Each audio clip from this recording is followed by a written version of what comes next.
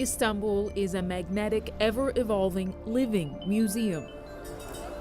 These days, though, the exhibits seem to be Syrian children, survivors of a war that won't end.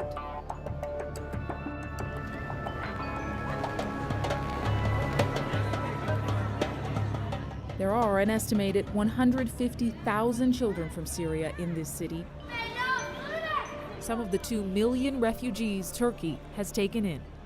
The children are the hardest to ignore, yet they seem forgotten.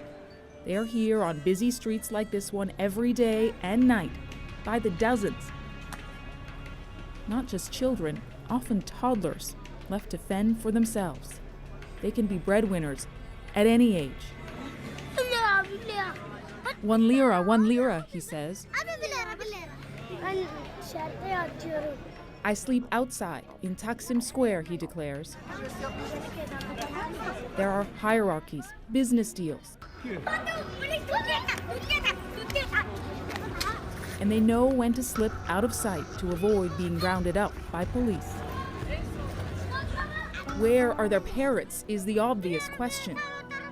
And without work permits, many resort to begging and use their children to do the same.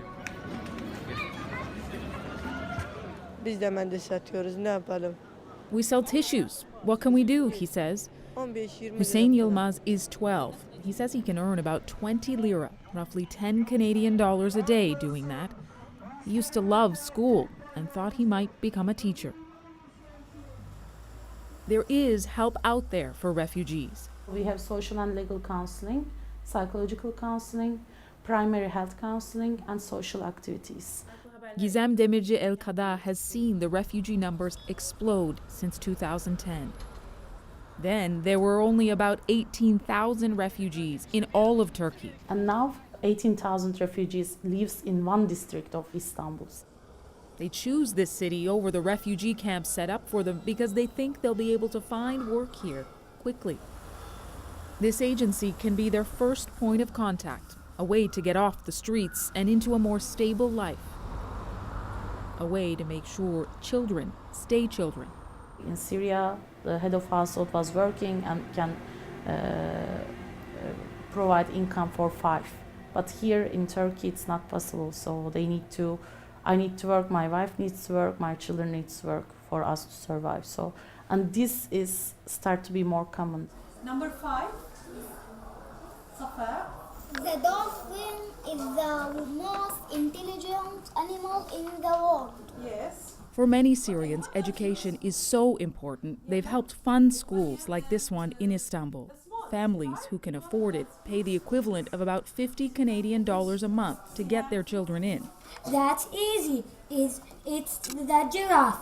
Yes, some giraffes are 5 meters. All the usual classes, including English, are covered, but this school is only in session in the evenings. It's a Turkish private school during the day. The upside-down schedule, that's the least of the worries the children deal with. Some of them, they really know why they left, because they witnessed the things that they shouldn't witness at that age.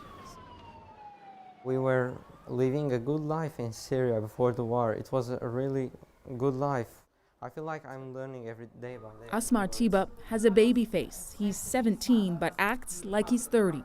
He's in grade 12, but you quickly realize it isn't an act or teen bravado. He's had to grow up very quickly. Sometimes when I remember my family, that we are separated, we are living, I feel sad, but then I say, no, I have to build my future and I have to focus on my studies. But education is not a priority for every family. For some, it's seen as an unnecessary luxury. One teacher tells me the majority of Syrian children here are not enrolled in schools. It's hard to see the future beyond these streets. This is Zeynep and her 6-month-old son, Ali. She's 18, but was 16 when she was married off like so many of the girls here. Their husbands either disappeared in Syria or are in other cities trying to find work. They live in what was once a quiet residential neighborhood in suburban Istanbul. Now, basement storefronts, barely livable, have become apartments for refugees, rented out by landlords doubling, even tripling the usual rates. These spaces were once $50 or $100 a month.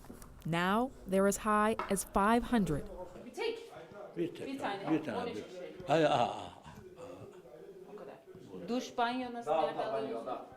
So there's only one bathroom in this space. It also doubles as a shower for 13 people. Still, they say they would rather be here than a refugee camp. Wherever they live, the reality is the war is not going to end soon. And even if it did end, what then? There's nothing, no hospital, no school, no water, no electricity, no house. So if it ends today, we have 5 years for Syria to be up and developed again. So the corners of this city are home.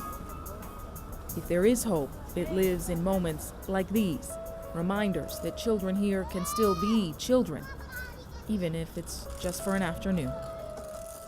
Nil Köksal, CBC News, İstanbul.